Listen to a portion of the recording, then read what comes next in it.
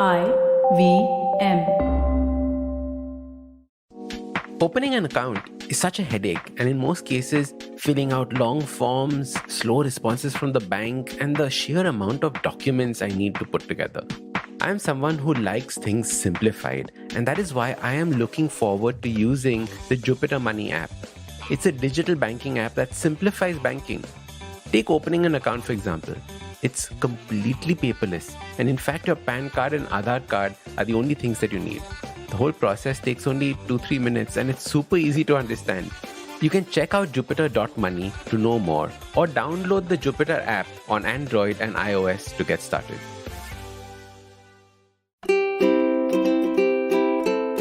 Hello and welcome to the Habit Coach podcast. I am Ashdin Doctor, your habit coach, and today we're going to be talking about how to stay consistent. What are interesting habits that we can create for our fitness journey? And I have a friend of mine, Devrath Vijay, and we're going to deep dive into the different habits that he's created for his life and his clients. Because I have seen Dave being so consistent in his fitness and his body changing, the way that he moves, completely changing over the years. And I've always been curious about how he's managed to consider or be consistent in this journey. NinjaDev, Ninja D as I like to call you. Welcome to the Habit Coach podcast. Thank you. Ninja D sounds good. Ninja D, I'm telling you, that's the next level. NinjaDev, Ninja D. So, Devrath, how have you managed to be so consistent over the years in, the way that you've been showing up for your fitness, for the way that you prioritized your health and changed over the years? I think it's mainly because I've really just enjoyed it. I don't remember going to I don't remember going to the gym ever thinking, oh my God, I have to do a workout today. I don't think I've ever felt that. Dude, that is amazing. That mindset of I'm excited to go to the gym. Yeah. And it's also maybe because I'm not very always fixed about, okay, this is exactly what I'm going to do today.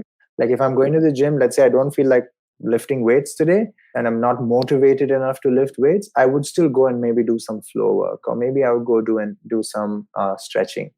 So I think like I've somehow wired my brain to say that, okay, I'm going to get some amount of activity and movement 6 days a week. What kind of movement? Sometimes it, of course, depends on the program that I'm following. So if I've kind of set myself and say, okay, I am going to do 3 days of lifting, 2 days of mobility, etc., then I'm going to stick to that. But if I don't have a plan in place, I will still show up at the gym. And sometimes it might not just be to train as well. Like I would just go there, maybe, talk to some of my trainers, kind of get a general sense of the vibe, maybe do some stretching, easy stretches, maybe just for like 20 minutes and then go back home. But the fact that I have made up my mind to actually show up every single time, I think is the key factor there. Because if I say, okay, I'm not feeling it today and I don't go to that gym today, I might feel the same way tomorrow and I might not go again. And one of the things that I don't remember where I heard it, but what really works is it's okay to miss one day, but don't make that 2 days. You probably heard it in the Habit Coach podcast because that's what we say. Never miss 2 days in a row. It could be you. Yeah, it could be you. Because the thing is, and exactly what you said, when you start missing something and then you make it the next day as well, you missed it and you missed it after that, you've made missing the new habit. Yeah. Right? It is not what you wanted to pattern. Yeah, it's a new pattern, it's a new habit, and that's how you're wiring your brain for it. Yeah. So the way that you're talking about it, saying that I've removed the emotion from the equation, I've just turned it into a system. I have to land up at the gym. Yes. Then after that, I can figure out what I want to do. It's not that that set pattern that you're going for. Correct. And it's something that I tell my clients as well, even in online training, especially because obviously you're not there.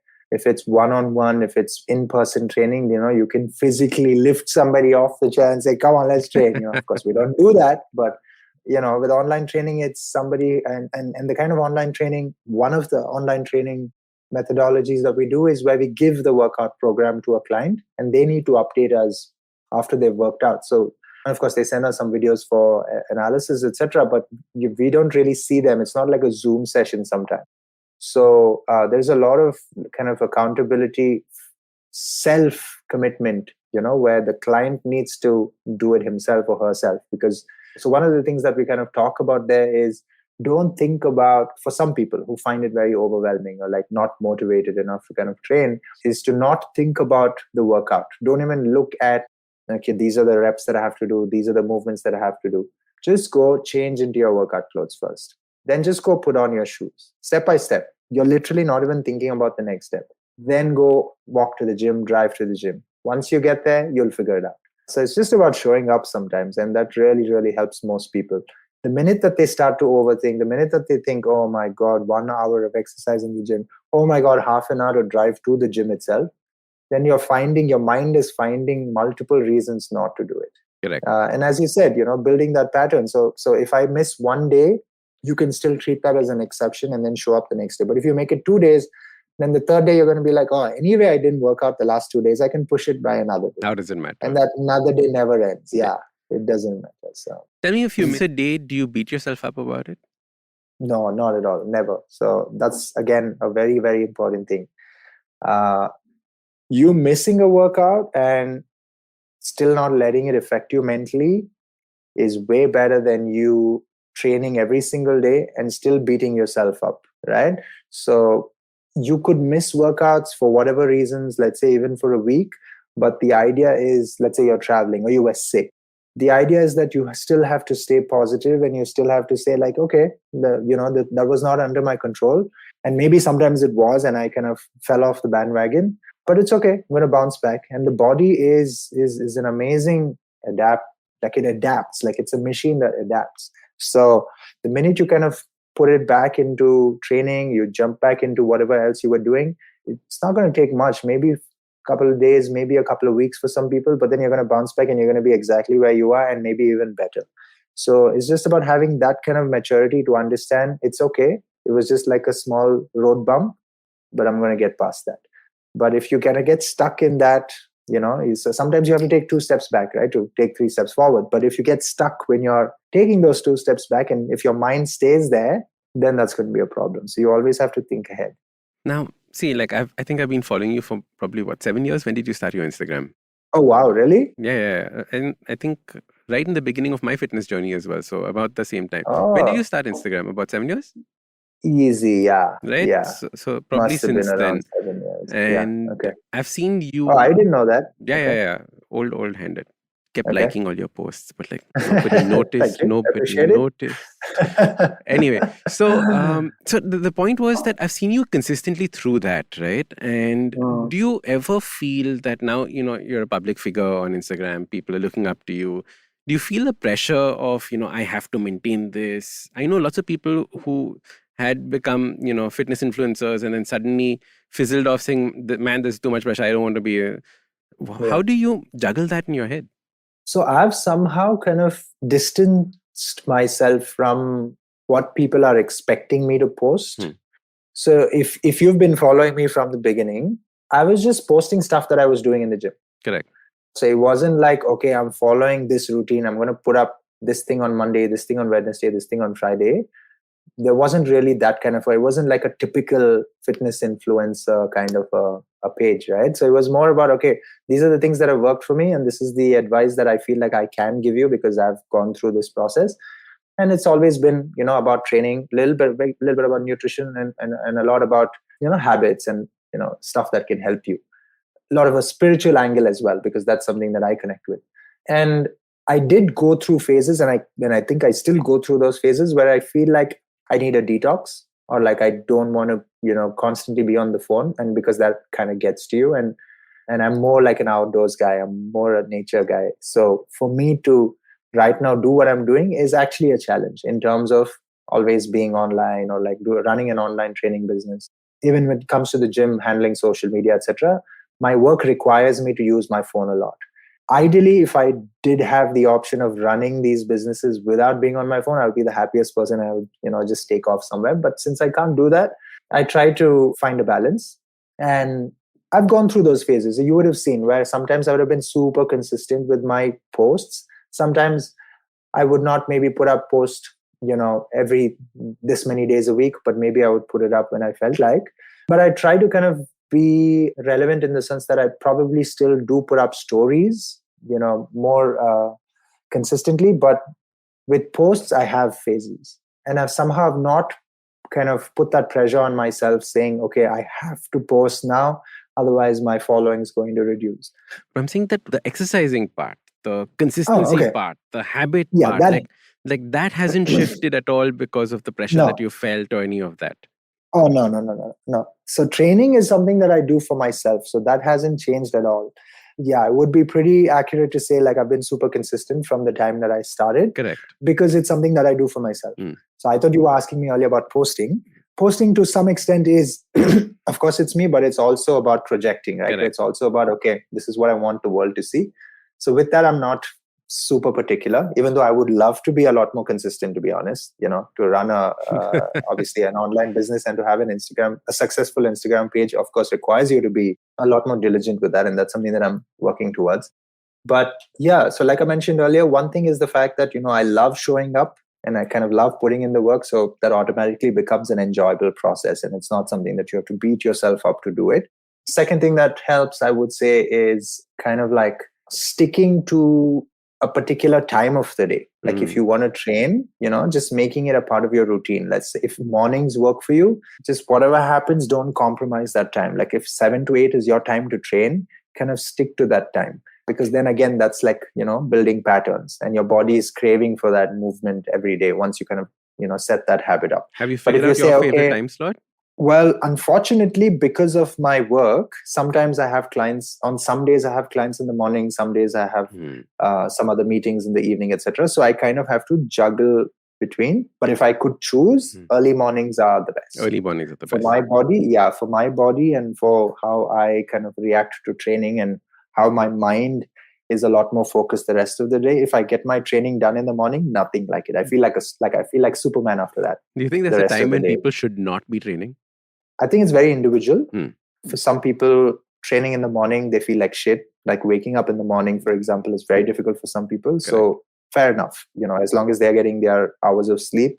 And if they feel like they're better suited to work out in the evening, great. Maybe like if you have to give like general advice, it's better not to work out very late into the night, because then, your hormones are all changing in your body and you're suddenly all awake. And so the time that you eat will get delayed and the time that you go to bed will get delayed. So to an extent, even if you're not an early riser, you still have to at some level maintain or be in alignment with what the planets are doing, right? So Correct. You can't be like, okay, I'm not an early riser, so I'm going to stay up all night and wake up very late in the day. You still would ideally want to be as close to waking up to as close to sunrise as possible. But of course, few hours here and there is okay. Join a 24-hour gym, but do not use the 24-hour aspect of the gym. Correct. Use it as an exception. Use it when you absolutely couldn't make time for it during the day, and if you had to put in a workout, yeah, for sure. That's when you use a 24-hour gym, not like an everyday. Not regular. Yeah. Dave, imagine somebody's coming to you, an absolute beginner, or say, one of your clients has come to you. What are like 5 habits that you wish all of them had, before they came to you, so that you didn't have to like break your head with that? Consistency for sure, because that's the one thing that we always fight with, right? Consistency in showing up to the gym. In showing up, yeah, because everybody starts with a lot of enthusiasm. Everybody wants to get fit genuinely, right? It's not like they're just showing up because they don't want to. They are showing up there, and the fact that they've actually come there on the first day is because they have an intention to change certain things about their life. But somewhere 1 month, 2 months, 3 months later, there are chances that you lose that motivation. And for whatever reason, that consistency kind of drops. Correct. So if somebody was super consistent with their habits, then it's that much more easier to train. And I've seen this, like it really depends on how they structure their life. The people who are very organized and, they know very specifically that this is what they need to do and they're clear about it and they're very passionate about those goals, they will be consistent. But maybe somebody who's not so sure, maybe is just showing up, maybe is saying, okay, we'll see how it goes and stuff like that. Usually with that kind of a mentality, there is a chance to kind of fall off the bandwagon. So consistency is one. Another thing is open-mindedness. So again, there's so much information out there that a lot of the times people come in with very fixed mindsets. They say, okay, this is the guy that I've been listening to. But for example, if I'm, let's say, giving you some kind of advice, but then you might get a counter question saying, but this trainer said this. And, I really believe what he says, but you're telling me exactly the opposite.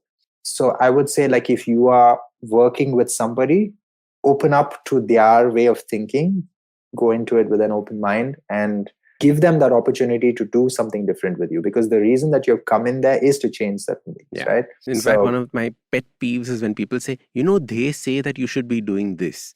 And I was like, who's this they that are saying these things, right? Like, they is probably that unfit uncle of theirs who's giving you this tip about every morning wake up and have curry patta water. And then you will see your belly fat melt away. Like, uncle, why is your belly fat not melted away? So, matlab, who is this they that is giving your advice? I think I've done an entire podcast full rant talking about they don't know who this they are. Or stupid magazines and stuff like that, which have no scientific knowledge that are talking about these things. Correct. So be open-minded to learning new things is habit number 2. Be open-minded and don't be closed to any idea. It might seem very foreign to you. It might seem very contradictory to what you've believed all your life. Mm-hmm. But that might actually be something that might completely change you for the better. Correct. Try it. I mean, if it doesn't work, don't do it after a while, but at least give it a shot. That would be number 2. Yeah. Perfect. We're going to take a quick break. See you on the other side. Hello, it's been another great week on the IVM Podcasts Network. On Think Fast, Varun and Suchita talk about how the podcast industry hit the 1 billion mark. On Big Talk About Tiny Humans, Devi Shobha and Meghna address video game addiction in children. On The Longest Constitution, Priya explores the limits of free speech. On All Things Policy, the Takshashila folk discuss various aspects of the Indo-Pacific Economic Framework, or IPEF. And on Football Twaddle, Saru, Baru and Yash analyze Real Madrid's UCL win. We've got some exciting news for you. IVM Podcasts has just launched its merch and our first line is out now. Head to the IVM Podcasts website and click on the shop tab to check out our first collection of t-shirts. Do follow us on social media. We are IVM Podcasts on Twitter, Facebook, Instagram and LinkedIn. And remember, if you're enjoying this show or any of our other shows for that matter, please do tell a friend. Also, don't forget to rate us on any platform you're listening on. And you can also check us out on YouTube. We're also doing a small listener survey to better understand how you respond to our shows and advertising on the network. We would really appreciate it if you could spare a few minutes to fill it out. It helps us build better shows for you. And finally, we would like to thank our sponsors this week: SBI Life Insurance, Jupiter, a digital banking app, Cap Gemini, get the future you want, Intel V Pro, built for business, and Intel, future banao wonderful with Intel-powered laptops. Welcome back. All right, let's jump into the conversation. What else? Another one would be if somebody comes in with no injuries. What? If somebody came in with absolutely no injuries, no medical, conditions, of course, that would be a lot easier to train. But of course, everybody does have something or the other. So it's that much more harder to work with somebody who has injuries. So if you're somebody who does have injuries or have certain medical conditions, then be patient. Because your trainer now has to not only help you achieve your goals, maybe aesthetic goals, but also make sure that nothing triggers in terms of whatever else that you're facing. Correct. So you have to then, that means that maybe some of the fitness goals that you have might take a little longer than what you expected. Because first priority for your trainer is to not injure you again or aggravate something that you already have. So which means that now that the tools that he has in his toolbox to help you achieve your goals might be limited now, because there's another factor that is coming. Correct. So that injuries, would be number 3. Correct. Hopefully no injuries. Hopefully no injuries. Hopefully no medical. What about things like but sleep? that never happens. What about things like nutrition? What are some of the habits that you would tell people to form on those? So again, I don't subscribe to this kind of blanket description of saying sleep 8 hours a day. You need 8 hours of sleep. It's very, very individual. And I think it is pretty misleading to just say that, okay, if you're training hard, you need 8 hours of sleep. And this is something that I learned through meditation and yoga practice, is that you can learn how to be restful and not completely drain yourself throughout the day while you're still awake. where you might not need that much of sleep if you are like that through the day. If you are somebody who is not in control of your emotions, if you are maybe expending too much energy without even realizing it just through the day in those, let's say 16 hours, for example, that you're awake, then maybe you need to be, your body will need that much more sleep. So what I've realized is if I'm very consistent with my meditation practice, even if I get like sometimes 5 hours of sleep or sometimes even 4 hours of sleep, I've noticed that the next day I'm still okay. I'm like wide awake. I have good energy through the day.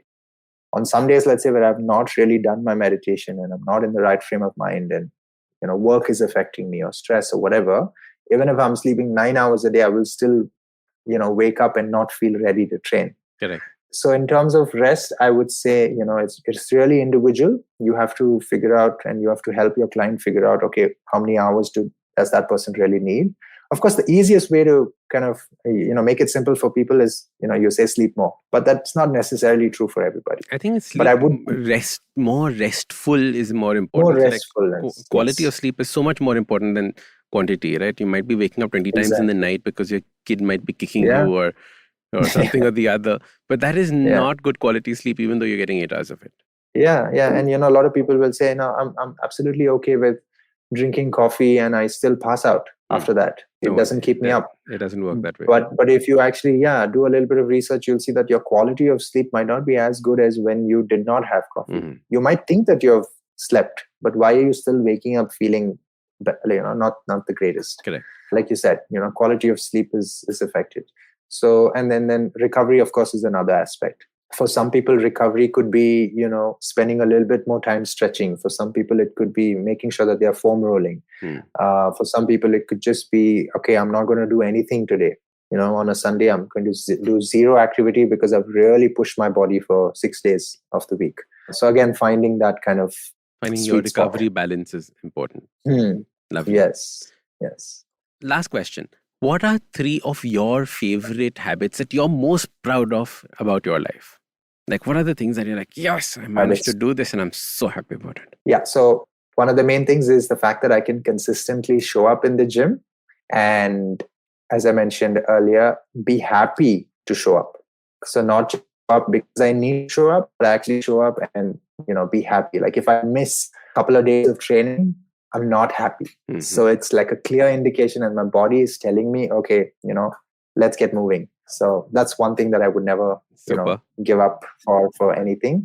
Another thing is I would say my ability to kind of control my emotions. Like you could call me as a relatively calm person. And this has not always been like that. Like back in school, I was a very short-tempered guy. Like I was always the guy who would not throw the first punch, but if somebody took a swipe at me, I would always be the one who would give it back and think that was right to do because I was only responding or reacting rather.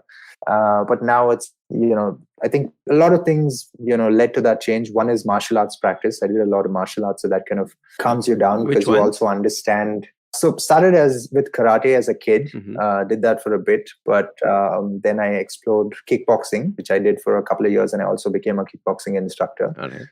This was during college. And I think that was when a big change happened where, and also the kind of kickboxing I was doing was more self-defense, not competitive, not like what you do in a ring with rules. This was like no rules, right? So it was self-defense. So that kind of taught me a lot in terms of the kind of damage that you can actually do to somebody if, especially when you've learned these skills. So that actually calms you down and kind of, you don't get into these unnecessary altercations. And the first rule is to always de-escalate. Correct. And that somehow kind of seeps into your life and the way that you respond to things. And, it's not just with altercations which lead to fights, but also general stuff in life and how you handle stress and how you let it affect you and how you react to certain things. And you learn to respond rather than react and stuff like that. So I think that has been it's like Bruce Lee said, right? The number one self-defense tactic is running away. So like the faster you run, the better it is for self-defense. Yeah, get out of the situation. Yeah, it's just not worth it. Fantastic. So the calm mind is the second habit that you're most proud of. Probably the first one, actually, now that I think about it. Now we are ranking it. Okay, fine. So we got the calmest mind, number 1. Yeah. And the third one would be I think I'm relatively good at reading people's energy. I don't mean it in a, like I could be a healer or like I can read your energy and I can tell you things about you. No, but just like, maybe it's just, I don't know, subconsciously happened. Like I would hang out more with people who I really vibe with. And there's an instant disconnect with people who I don't, feed off that energy. It could be for different reasons, of course. Yeah, but maybe it's also the stage of life that I'm in. You remember how, like, when we met in Goa, we immediately hit it off. Correct. It was like the first time that I was meeting you, but already there was that connection that was established. So that happens, like, easily. It happens with people who are the same kind of energy as me. And at the same time, if I feel like, okay, if there is not something to either get or give in that interaction, then I don't feel the need to carry on with that interaction, as harsh as it may sound. No But type what's of that done frivolousness. is, Yeah. so what that does is, over the years, that really helps you, because over the years you've built certain connections which are, really helping you or helping somebody else, and you've not wasted your time on all of these, as you said, frivolous kind of interactions with people, which anyway was not going to go anywhere. Correct. So yeah, that could be the Fantastic. third. I love these three. Completely different from, just fitness. It is actually about life that we're talking about and the way that you're managing energies. And ultimately, that's what it's about, right? Like, how can you show up in this world? That's what your fitness is for overall. Yes. Dave, Yes. thank you so much for coming on the podcast. I absolutely loved it. How can people continue this conversation with you? Where can they connect with you? One would be Instagram. So I go by NinjaDev on Instagram. My gym's handle is Academy of Strength. That is academy.of.strength. And in case if anyone's in Bangalore, if they want to train, if they want to reach out to me for online training, that would be Sweaty Ninjas. That's on Instagram as well. Fantastic. And you didn't study ninjutsu after all of that?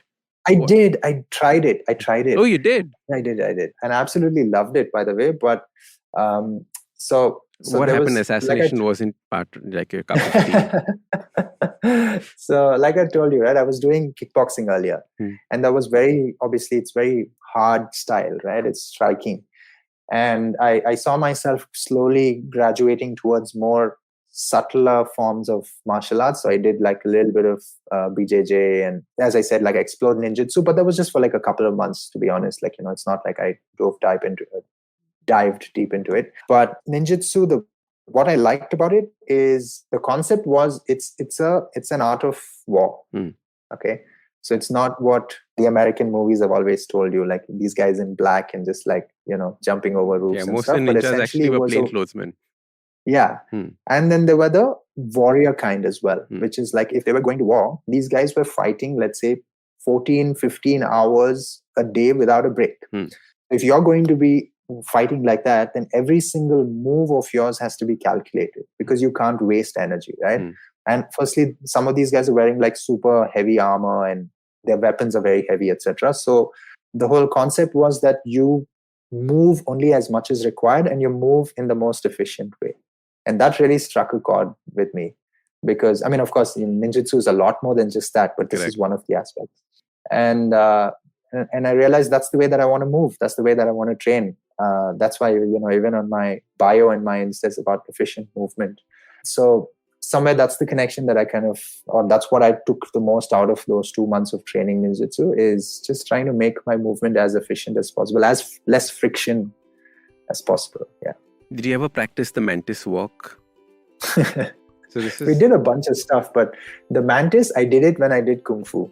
No. So maybe this we can talk about it. This is the mantis walk. We'll talk offline not on the podcast, but like this is how do you walk in a pitch black room so that you don't bump into things? So the idea was that you have your hands on top of your head, and then you have the sliding motion with your feet so you don't bump into something and you don't trigger off any of those pressure sensors. It's quite interesting. I used to love reading up about the old ninjutsu text. All right, anyway, ninjutsu for another podcast. Dave, thank you so much for joining us. Thanks so much, Ash. Now, if you like this podcast, don't forget to check out other interesting podcasts on the IVM network. You can listen to us on the IVM Podcast app or ivmpodcast.com. You can also follow us on social media. We are at IVM Podcast on Twitter and Instagram. If you want to reach out to me, I am at Ashdin Doc on Twitter and Instagram. We have a brand new habit coaching online course, quizzes, videos, and a lot more on the website awesome180.com. So check it out now.